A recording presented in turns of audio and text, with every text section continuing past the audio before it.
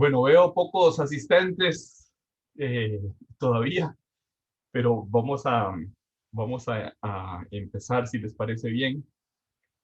Eh, Se acaba nuestro curso, quedan las clases de hoy y dentro de 8 días, y dentro de 15 días sería el examen final, de acuerdo con la fecha eh, puesta por la facultad. Eh, en la clase de hace 8 días vimos eh, la mayor parte del tema de ilícitos tributarios. Sobre todo nos detuvimos en los ilícitos administrativos, en las contravenciones o multas.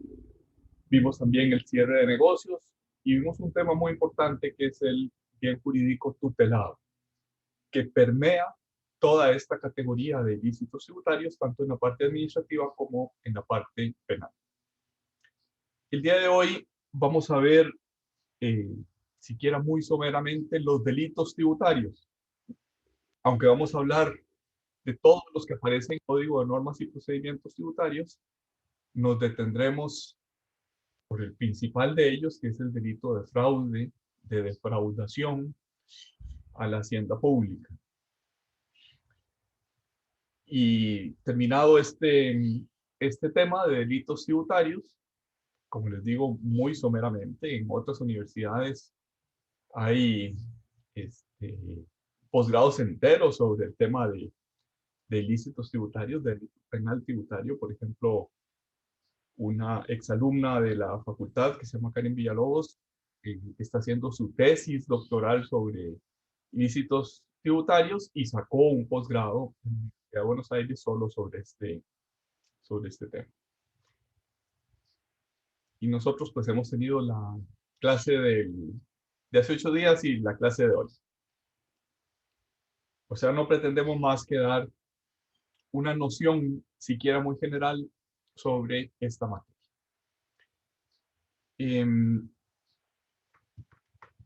Lo primero que hay que decir de los delitos tributarios es que están regulados en el artículo 92 del Código de Normas y Procedimientos Tributarios, que ha sufrido varias reformas.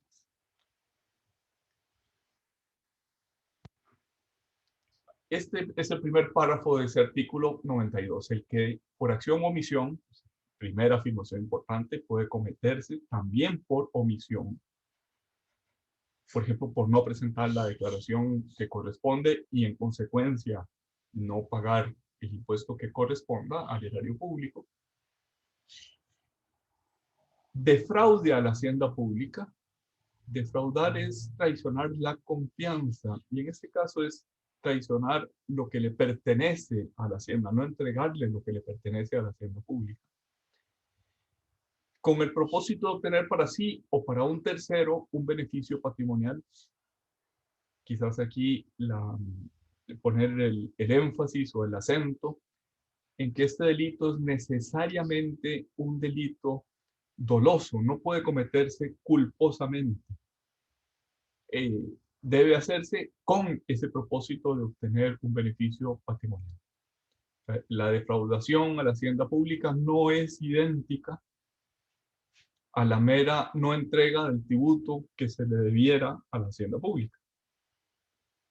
Se necesita que haya una deliberada intención, un propósito de obtener un beneficio patrimonial. Evadiendo el pago de tributos, cantidades retenidas o que se hubieran debido retener, o ingresos a cuenta de retribuciones en especie. Ahí hay un defecto en la redacción, porque yo entiendo que lo que quiso decirse es o ingresos a cuenta o retribuciones en especie. Pero los ingresos a cuenta de retribuciones en especie no soy capaz de identificar de qué se trata. Obviamente, retribuciones en especie hace alusión al, eh, a un concepto de derecho laboral, las retribuciones que no sean en metálico, sino que se dan en especie. pero no hay ingresos a cuenta de esas retribuciones. No existe ese concepto en la ley del impuesto sobre la renta. Como que a partir de ingresos a cuenta y antes de retribuciones en especie, habría que quitar la partícula de y poner una coma ahí. U obteniendo indebidamente devoluciones o disfrutando de beneficios fiscales de la misma forma. Esa misma forma alude otra vez al adverbio debidamente. Siempre que la cuantía de la cuota defraudada, el importe no ingresado de las retenciones, ingresos a cuenta o de las devoluciones o beneficios fiscales indebidamente obtenidos o disfrutados, exceda de 500 salarios base. Una redacción muy complicada. Utiliza 2 veces la misma descripción. Pero quizás a mí lo que me interesa señalar es que puede ser por retenciones, no haber entregado las retenciones, retuve haciendo un pago a un tercero, retuve a cuenta del impuesto, o retuve como impuesto definitivo, retuve y no entregué, esa es la conducta dolosa, o bien obtuve una devolución, o bien beneficios fiscales que se obtuvieron indebidamente o que se disfrutaron. No obstante, nótese que en la tercera línea de este artículo, bueno, la tercera línea según la Filmina, evadiendo el pago de tributos. Entonces, aunque pareciera que la conducta debiera estar asociada a la retención o a la devolución o al disfrute de beneficios fiscales, es lo cierto que los casos que se han llevado a juicio en Costa Rica no tienen que ver ni con retenciones, ni con devoluciones, ni con disfrute indebido de beneficios, sino con evasión de impuestos. Y ese verbo, evadir,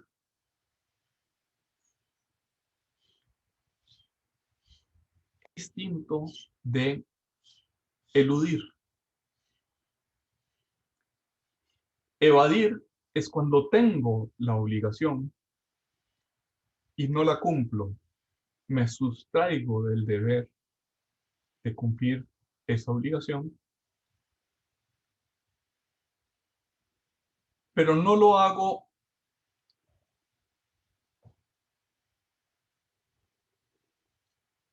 cambiando la conducta sobre la que recae el tributo. Me explico. Yo puedo eludir, y eso es lo que quiero explicar, la diferencia entre evadir y eludir. Puedo eludir el pago del tributo cambiando la conducta de forma, perdón, de fondo, la conducta de fondo. Dice la ley del impuesto sobre la renta que las ganancias de capital están sujetas a impuestos, pero que están exentas las ganancias de capital cuando se obtengan vendiendo el negocio en una transacción que involucre la calidad o una parte que puede independizarse del negocio, siempre que haya un motivo económico válido. Entonces yo puedo, en aras de no tener que pagar el impuesto, puedo legítimamente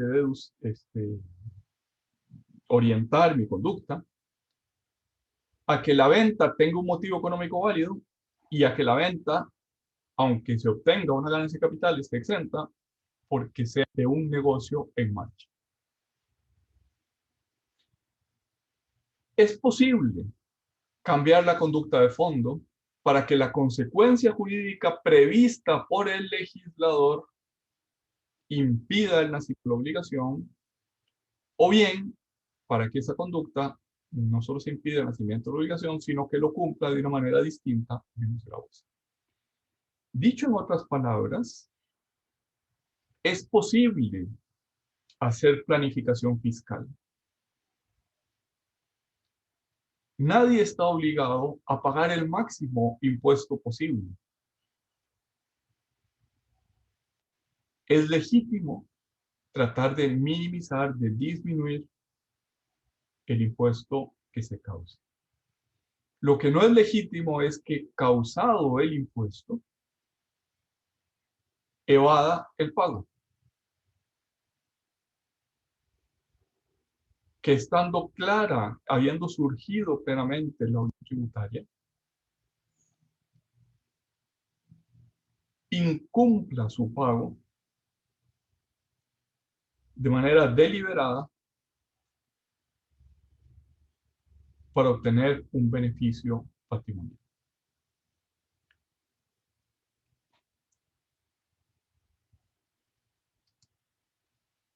Quisiera señalar, a beneficio de que dentro de un ratito veremos qué significa esta frase, siempre que se exceda de 500 salarios base. Esto es cuando el impuesto que no se pague o la retención que no se entregue al fisco o el beneficio que se disfrute se cuantifique en más de 500 salarios base. Ese 500 salarios base es un límite objetivo. Si no se llega a 500 salarios base, no existe el delito. Es parte del tipo. Para que se obtenga, perdón, para que se incurra en el delito de fraude a la hacienda pública, de defraudación fiscal, es indispensable, es un límite objetivo, el que se superen los 500 salarios base.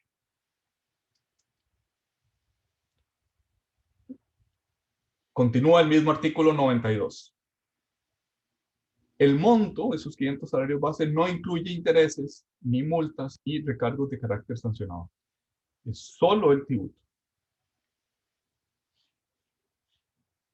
Y el término temporal de comparación es de un periodo impositivo o periodo de declaración, que el habitual es el del impuesto sobre la renta, que es de 1 año, y cuando sea menor a 12 meses ese periodo impositivo o de declaración, por ejemplo en el IVA, que hay declaraciones mensuales, el importe de lo defraudado se referirá al año natural, es decir, a la suma de las 12 declaraciones mensuales que correspondían.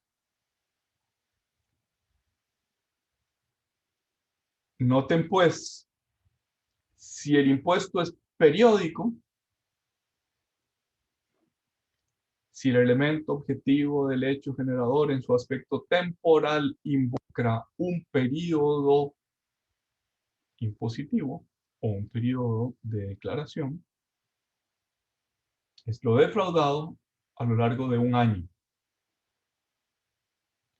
En los demás supuestos, es decir, cuando no se trate de un periodo, de un impuesto periódico, sino de un impuesto instantáneo, la cuantía se entenderá referida a cada uno de los distintos conceptos por los que un hecho imponible sea susceptible de dictamen. Ejemplo de esto último, en el impuesto de traspaso de bienes inmuebles, cuando se causa, cuando se presenta la escritura al registro público. Es un impuesto instantáneo. En ese instante se causa el tributo y la defraudación de 500 salarios base, si yo presenté 10 escrituras, por ejemplo, si yo soy un urbanizador y presenté 10 escrituras, no se pueden sumar las 10 escrituras, sino que cada una de ellas, cada uno de los conceptos por los que un hecho imposible sea susceptible de liquidación, debería exceder de 500 salarios base para que se supere el umbral de 500 salarios base. En el tercer párrafo se introduce la excusa legal absolutoria. Esto es, aunque se cometa materialmente el tributo, aunque se defraude por una suma superior a 500 salarios base, y la defraudación cumpla con los requisitos temporales, se impide la persecución penal, se excusa, se absuelve de manera legal cuando el sujeto repare su incumplimiento sin que medie requerimiento ni actuación alguna de la administración tributaria para obtener la reparación. Esto es una conducta, llamémosla, espontánea. Cometí el ilícito, defraudé al fisco en una suma superior a los 500 salarios base, pero me arrepentí. Decidí que no quería correr el riesgo. Y reparo el incumplimiento. ¿Qué es reparar el incumplimiento? Es pagar el tributo, pagar la suma defraudada, pagar o entregar al fisco las sumas devueltas diariamente. Haber gozado de un beneficio fiscal es un poco más difícil de reparar, pero no es imposible. Casi siempre se puede cuantificar el monto de ese beneficio fiscal y pagarlo a la hacienda pública. Pero para que se configure la excusa legal absolutoria es necesario que no medie requerimiento. Requerimiento es que se requiera habitualmente el pago, pero podría ser que se requiera presénteme esta declaración, ni actuación alguna de la administración tributaria para obtener la reparación. El último párrafo puntualiza el que la actuación de la administración es toda acción realizada con notificación al sujeto pasivo. No es salir a la prensa, no es las investigaciones internas, es la acción que inicia notificándola al sujeto obligado. Notificación o esa acción notificada que conduce a verificar el cumplimiento de las obligaciones tributarias referidas al impuesto y al periodo de que se trata. Yo puedo haber cometido el ilícito en el año 2018, haber defraudado en el periodo fiscal 2018, y me pretende verificar, es decir, fiscalizar el impuesto sobre la renta del año 2019. Y yo puedo poner mis barbas en remojo del año 18 y pagar el impuesto que corresponda al año 2018. Como la verificación se refería o se trataba del impuesto 2019, se cumple la excusa legal absolutoria, no me perseguir por el delito del año 2018. En esta línea, en esta primera, perdón, menciono algunos puntos salientes de este delito de fraude a la hacienda pública. Una primera característica puede cometerse por acción o por omisión. No necesariamente es un delito de mera acción, puede ser por una conducta omisiva. El bien jurídico tutelado por este delito es un bien jurídico compuesto. Se pretende proteger el patrimonio supraindividual de la hacienda pública, pero también el deber de veracidad. Defraudar es mover a engaño. Debe hacerse dolosamente, y ese dolosamente no es solo no pagar el impuesto, sino es hacerlo de tal manera que, debiendo presentar una declaración, debiendo tener una contabilidad que refleje la verdadera magnitud del hecho imponible, dolosamente altero la contabilidad de tal manera que la declaración, aunque corresponda con la contabilidad, no refleje verdaderamente los hechos, no refleje verdaderamente el hecho imponible. Debe haber un perjuicio a la hacienda pública. O sea, es en beneficio del patrimonio del defraudador, y eso casi siempre es in, inversamente proporcional al perjuicio a la hacienda pública. No obstante, a diferencia del delito de la estafa, se hace sin desplazamiento patrimonial. En la estafa, recuerden que comenzamos esta clase diciendo que la discusión, pero en esta clase no, la clase de hace 8 días, en la discusión inicial de,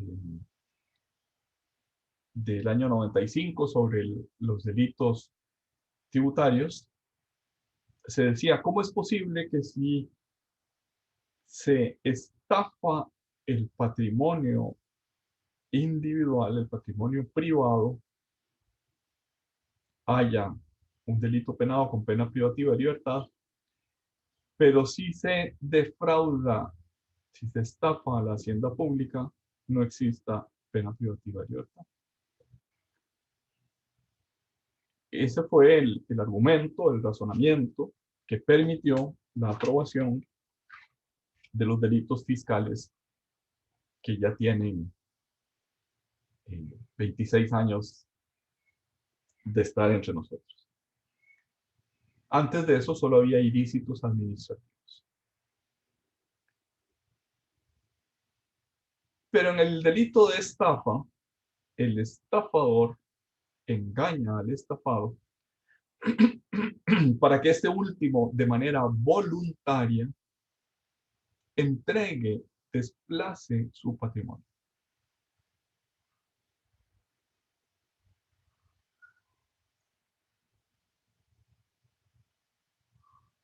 En la estafa, el elemento principal es el engaño. Ese elemento, el engaño, el error en el conocimiento, en la inteligencia, que se traduce en un error en la voluntad, se engaña el intelecto para que voluntariamente el estafado desplace parte de su patrimonio hacia el estafador. Esa forma de actuar fue la que inicialmente sirvió de modelo al delito de la hacienda pública. No obstante, cuando se evade el tributo, no hay desplazamiento en la mayoría de los casos, o sea, salvo que haya devolución indebida. Cuando hay mera evasión del tributo, no entrega de la suma eh, que corresponda al erario público, no hay desplazamiento patrimonial de la hacienda pública hacia el defraudador. Lo que hay es falta de desplazamiento del defraudador hacia la hacienda pública. De tal manera que el delito tipo, podríamos decir, el delito que habitualmente se persigue en el mundo, pero también en Costa Rica, normalmente no tiene desplazamiento patrimonial de la hacienda pública hacia el defraudador, pero sí tiene los elementos de engaño. Y puede ser que el destinatario del engaño sea indeterminado. Es, yo oculto mi contabilidad o manipulo mi declaración de tal manera que si fuera revisada, pero no sé si lo va a hacer, el que la revise, el que la fiscalice, se llame a engaño. Repito que el propósito de obtener para sí o para un tercero un beneficio patrimonial implica dolo. Ese propósito no puede ser simplemente culposo. El beneficio patrimonial para un tercero puede cometerlo, por ejemplo, el gerente financiero en beneficio de su patrono. El gerente financiero de MECO puede haber decidido, no sé si lo hizo o no, pero podía haber decidido defraudar al erario público en beneficio de los propietarios o de los accionistas de MECO. No tiene por qué ser necesariamente el beneficiario de ese eh, beneficio patrimonial el mismo que comete la conducta. Obviamente es más grave hacerlo para sí que hacerlo para un tercero.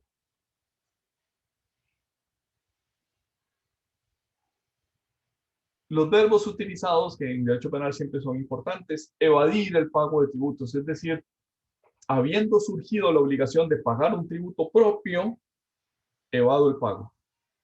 O evado el pago de cantidades retenidas, retuve y entonces surge la obligación de pagar, por ejemplo, en una compañía muy grande que retuvo el impuesto al salario de todos sus empleados y no los entregó al erario público, también evaden el pago de esas cantidades retenidas.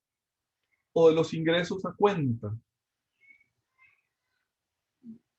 podría cometer este delito en materia de ingresos a cuenta. Por ejemplo, una compañía procesadora de pagos de tarjetas de crédito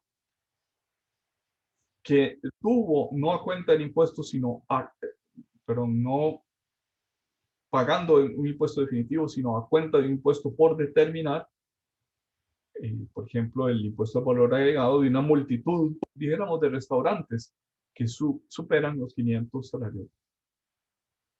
También se comete este delito si se obtiene una devolución indebida, no procedía la devolución y se obtiene, o bien un beneficio fiscal, podría ser el régimen de zona franca u otra. La sanción es una pena privativa de libertad de 5 a 10 años. Es de notar que esa pena de prisión es superior en Costa Rica a la mayoría de los países del mundo. Por ejemplo, Lionel Messi, Cristiano Ronaldo fueron condenados por el ilícito de defraudación fiscal en España y no están presos porque, aunque se les imputó y se declaró que habían cometido 3 delitos, uno por cada año, de defraudación fiscal,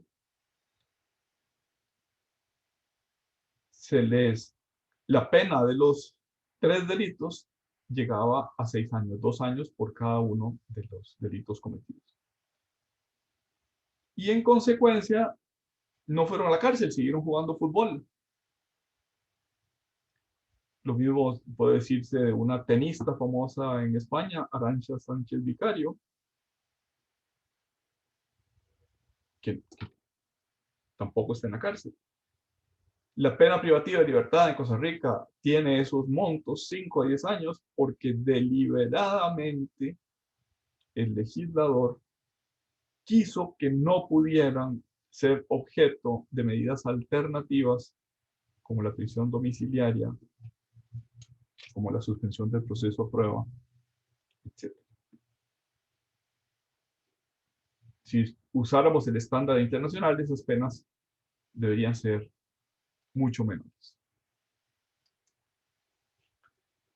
En el 2021, 500 salarios básicos. Y adelante.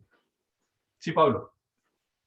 No, nada más iba a decir que inclusive con eso, a lo que tengo entendido, no sé si solo futbolistas, pero gente con mucho dinero en España, si puede, lo que hace es que se va de España, porque ya dicen que las leyes tributarias ahí son muy pasadas, digamos, como que se sienten como criminales solo por el hecho de tener dinero. Bueno, sí, Hay como un patrón con esa situación. eso dijo Cristiano Ronaldo. A mí me parece que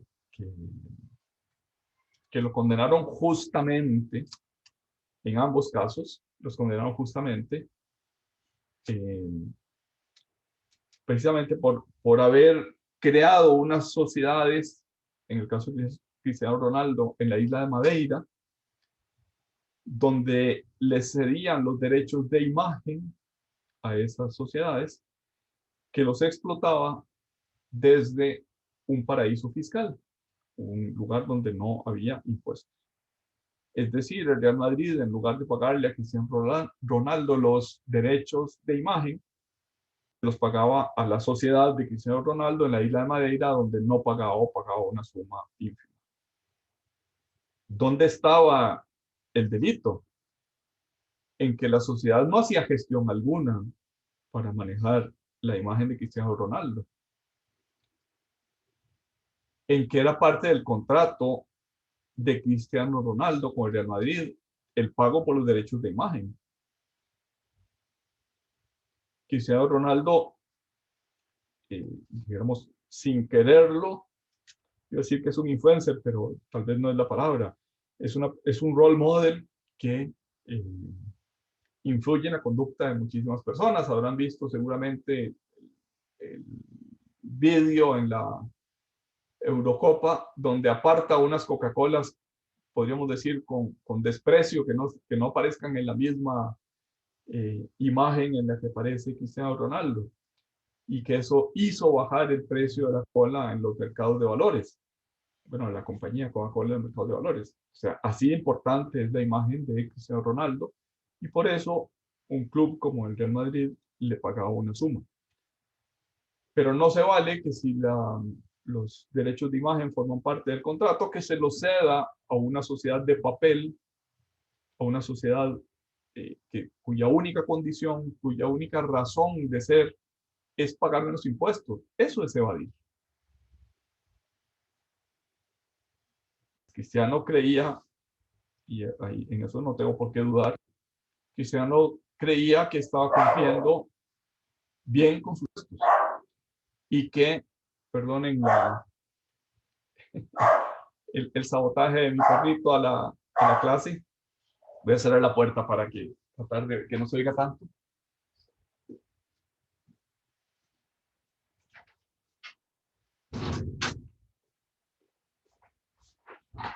Disculpas.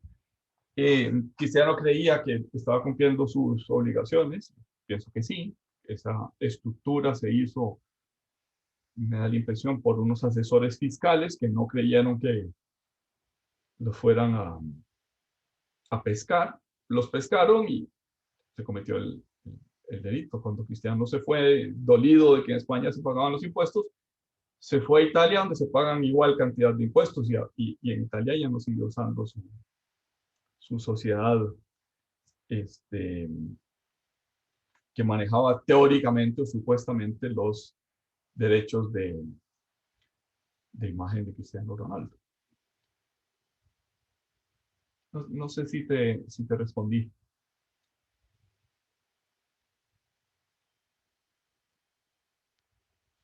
Perdón, es que no podía abrir el micrófono. Sí, sí me respondió, profe. De hecho, creo que nadie me ha explicado tal vez de forma tan detallada, así que gracias. Con gusto.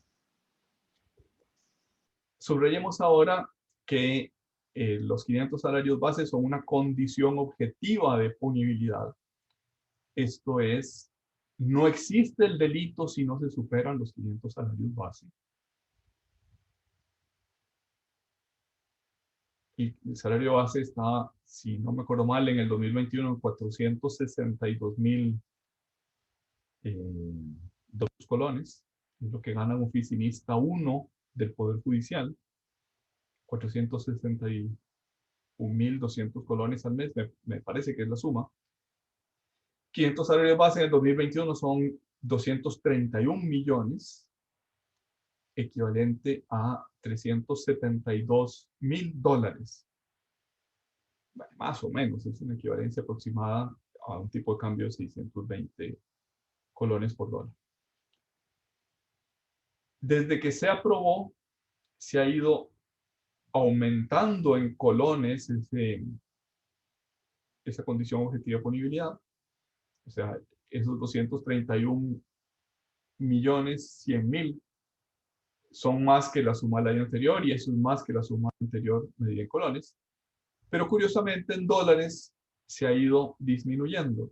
Cuando se aprobó en el 2012 subir de 200 salarios base a 500 salarios base, antes la condición objetiva de punibilidad era 200, hoy es 500. Se eh, se pretendía que el monto alrededor del cual fuera condición objetiva de disponibilidad fuera $400.000. Y eso ha ido deslizándose, erosionándose a lo largo del tiempo. Ese estándar $400,000 de defraudación fiscal. Se compara razonablemente, es un poquito menor, pero dijéramos, no es una gran diferencia, como si hay una gran diferencia en la pena, respecto de del estándar de la Comunidad Económica Europea, de la Unión Europea. Y es cierto que en aquellos países está medido euros, pero es poco más o menos esa suma, $400,000. Una figura que existe en pocos delitos, por no decir que casi ninguno, es la reparación del incumplimiento sin que medie requerimiento ni actuación de la administración tributaria para obtener la reparación. La excusa legal absolutoria.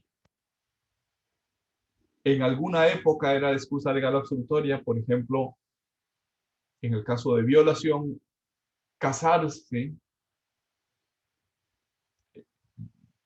y en el vínculo matrimonial con la persona violada. Eso era excusa legal absolutoria en unos años que esperamos nunca regresen. Ya no existe esa figura en el delito de violación. Y ahora esa figura existe en pocos delitos y uno de ellos es el fraude a la hacienda pública. Requerimiento o actuación de la administración tributaria es una acción realizada con notificación al sujeto pasivo conducente a verificar el cumplimiento de las obligaciones tributarias. Ahí tal vez es importante usar la palabra notificación. Al expresidente Calderón lo acusaron de defraudación fiscal.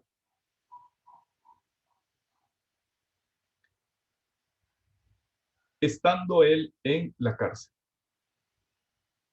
Estaba en prisión preventiva por un delito y lo acusaron, además, de defraudación fiscal. ¿Cómo se enteró el presidente Calderón estando en la cárcel? Se enteró por la prensa, porque la notificación que le hicieron en su domicilio, dijo el Tribunal Fiscal Administrativo, era inválida puesto que era público y notorio que estaba en la cárcel. O sea, una notificación realizada en el domicilio cuando el señor no estaba en su domicilio, sino que estaba en cárcel preventiva, no cumple esa actuación de la administración tributaria. El expresidente Calderón reparó su incumplimiento, pagó el impuesto y como lo hizo antes de que me diera el requerimiento y antes de que hubiera actuación, puesto que la actuación de la administración fue ineficaz por falta de adecuada notificación, por esa razón no se le condenó por el delito de defraudación fiscal. Antes del 2012 había un artículo 93. Es curioso que ya no existe ese artículo 93, aunque sí exista un artículo añadido posteriormente que es el 93 bis. O sea, el 93 ya no existe, pero sí hay un 93 bis, que se refería a retención, no entrega de tributos retenidos o percibidos, y era el tipo penal que se utilizaba sobre todo para perseguir el impuesto al valor. Ese artículo esa conducta queda ahora subsumida en el artículo 92. Vienen una serie de delitos a continuación en la parte final del título tercero del Código Tributario, una serie de delitos cuyo sujeto normalmente es un funcionario público, mientras que el delito de defraudación al funcionario público, el sujeto es un contribuyente o un agente retenedor, en todo caso un sujeto pasivo. En los delitos que vienen a continuación, lo normal es que el sujeto sea necesariamente un funcionario público. Y el artículo 93 bis tiene una disposición de carácter general. En los delitos de los artículos 94, 95, 96 y 97 se consideran faltas graves y serán sancionadas con el despido sin responsabilidad patronal con independencia de las sanciones penales aplicables. Dicho en otras palabras, hay una sanción accesoria, que es el despido sin responsabilidad patronal, accesoria a la pena principal, que es la pena de prisión prevista en cada uno de esos artículos. Además, se permite suspender, mientras dura el proceso de despido. Se puede suspender al funcionario infractor, y la administración está obligada, no es facultativo, sino es obligatorio presentar la denuncia al Ministerio Público. En el artículo 94 se penaliza el acceso desautorizado a la información. ¿Cuál es el bien jurídico tutelado? La intimidad o la privacidad de los datos de los sujetos pasivos, por una parte, o bien la integridad de los datos. El que accesa a la información y pone en riesgo la integridad de las bases de datos de la administración es quien comete ese delito. También es un delito propio, perdón, delito doloso, que se comete en beneficio propio o en beneficio de un tercero, y no hace falta que se cometa el daño, sino simplemente es un delito de peligro, cuando se pone en riesgo la intimidad, la privacidad o la integridad de datos por acceder sin autorización. ¿Quién está autorizado? Está autorizado el que por razón de su cargo es un cargo público, pueda acceder a esas bases de datos. No ha habido, que yo recuerde, ningún condenado por este delito de acceso desautorizado a la información. Fue muy notorio, o fueron muy notorios casos. En la primera campaña de Otón Solís, en la primera campaña política de Otón Solís, se accedió a los datos tributarios de Otón Solís y se hicieron públicos. Ya existía ese delito, se violó la intimidad, la privacidad, y se mandó a la prensa los datos de las declaraciones tributarias de Otón Solís. No se condenó a nadie, puesto que no se supo quién había accedido, quién había sido el sujeto que hizo ese acceso desautorizado o esa diseminación de la información. También fue muy notorio que algunos funcionarios del Ministerio de Hacienda accedieron a las declaraciones y a los datos de propiedad por el impuesto de bienes inmuebles de Keylor Navas.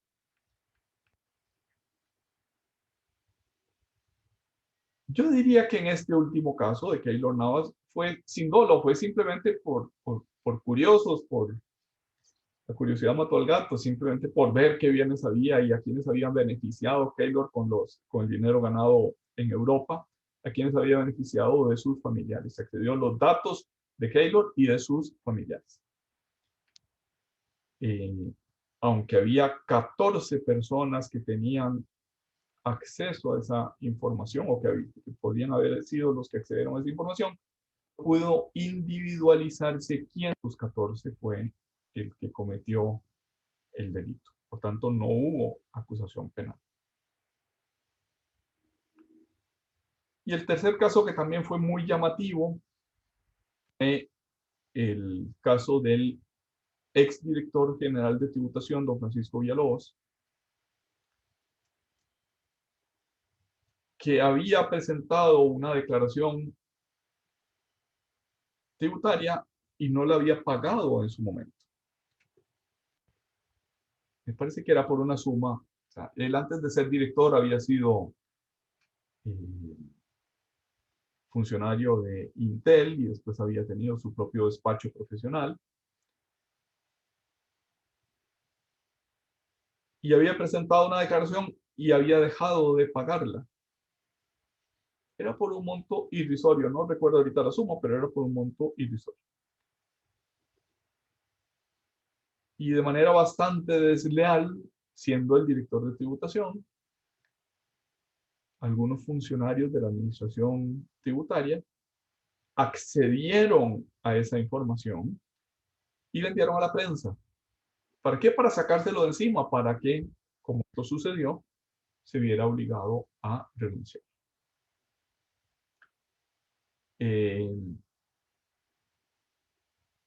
Tampoco pudo perseguirse a nadie por ese delito de acceso desautorizado a la información.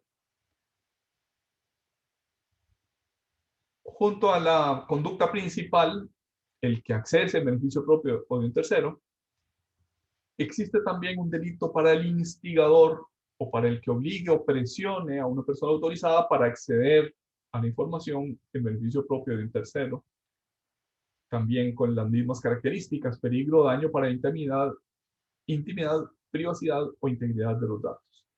En este segundo supuesto, la pena de prisión es de 1 a 4 años. Hay una tercera conducta agravada cuya pena es de 4 a 6 años. Se sube de 3 a 4 el parámetro mínimo y sube de 5 a 6 el parámetro máximo. Cuando el que acceda desautorizadamente a la información sea el encargado de administrar el sistema informático o la red informática, o el encargado de dar soporte a ese sistema, o quienes en razón de sus funciones tengan acceso a dicho sistema o a los contenedores electrónicos, ópticos o magnéticos. En el artículo 94 se habla de acceso no autorizado. En el artículo 95 se habla de manejo indebido de los sistemas de información. Este es un delito que puede cometerlo no necesariamente un funcionario público, quienes sin autorización de la autoridad se apoderen, utilicen, copien, destruyan, inutilicen, alteren, conserven o transfieran por cualquier medio sistema de información o base de datos o la información contenida en ellos, siempre que no hayan sido declarados de uso público. Si una base de información o la información contenida en una base de datos es declarada de uso público, no se comete el ilícito. Dicho en otras palabras, se supone que esa información es reservada y solamente en algunos supuestos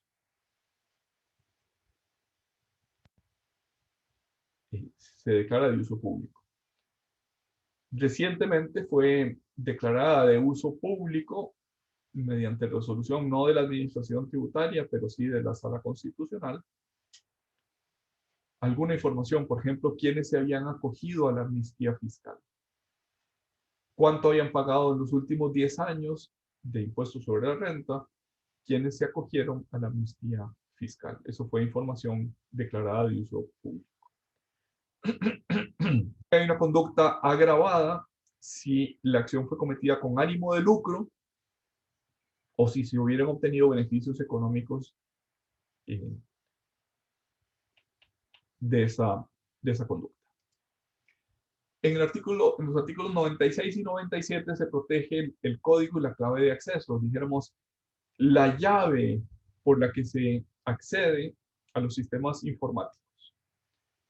Prisión de 3 a 5 años quien facilite su código y clave de acceso. Y prisión de 6 meses a 1 año quien preste, quien permita que su código o clave de acceso sean utilizados por otra persona.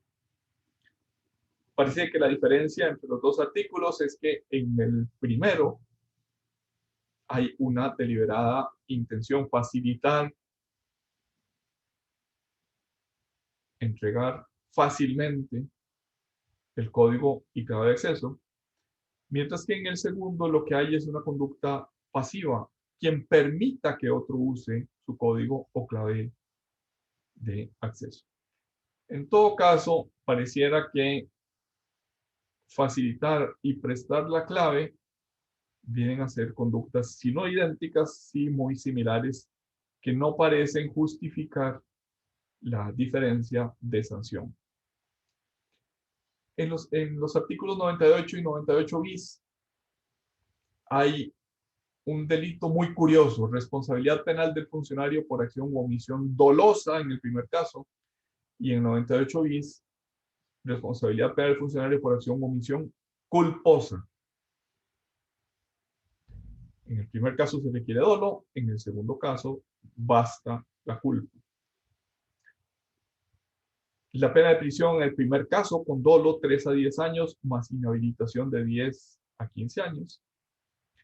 Y en el caso de la responsabilidad culposa, pena de prisión mucho menor, 1 a 3 años, pero inhabilitación mayor, de 10 a 20 años.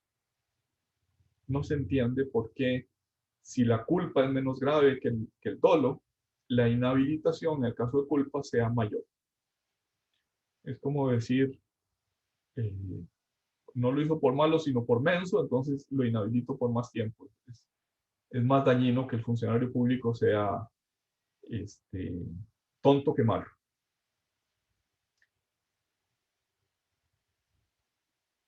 En ambos casos se puede cometer por acción o por omisión,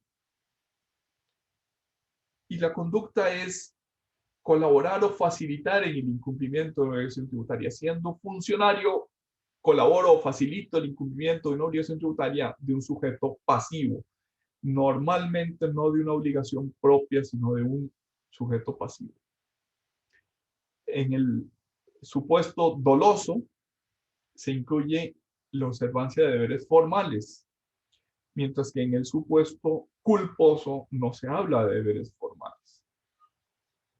Es decir, la primera forma de cometer tanto el delito culposo como el doloso es relativa a la obligación tributaria. Noten que aquí se habla de la obligación tributaria por antonomasia, es decir, la obligación de pagar una suma de dinero en concepto de tributo.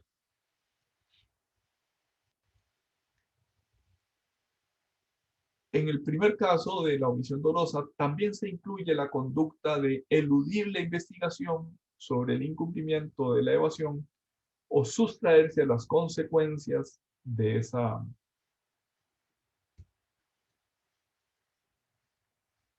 evasión, o bien que se omita el deber de denunciar si se tiene conocimiento de un ilícito. Sí, hay otra forma, en el caso del delito doloso, agravada de cometer el delito, que es cuando a cambio de la conducta se obtengan dádivas, ventajas, beneficios individuos de carácter patrimonial o no, o se acepte la promesa, aunque la promesa no se cumpla, la promesa de retribución, y en este caso la pena de prisión es bastante más grave, de 8 a 15 años, y la pena de inhabilitación para el ejercicio de cargos públicos es de 15 a 25 años. Noten que son penas de prisión muy severas. Por ejemplo, comparadas con las penas de prisión de los casos que están en la palestra pública en este momento, del caso Cochinilla, son penas de prisión bastante más severas que las que están previstas para ese supuesto. Y la pena de inhabilitación en el caso de los funcionarios públicos es bastante más severa. Vamos a concluir por ahí la parte relativa a los delitos tributarios. Nos tomamos un descanso de unos 10 minutos y regresamos para la parte relativa al impuesto sobre la renta. Preguntas, dudas, aclaraciones, comentarios.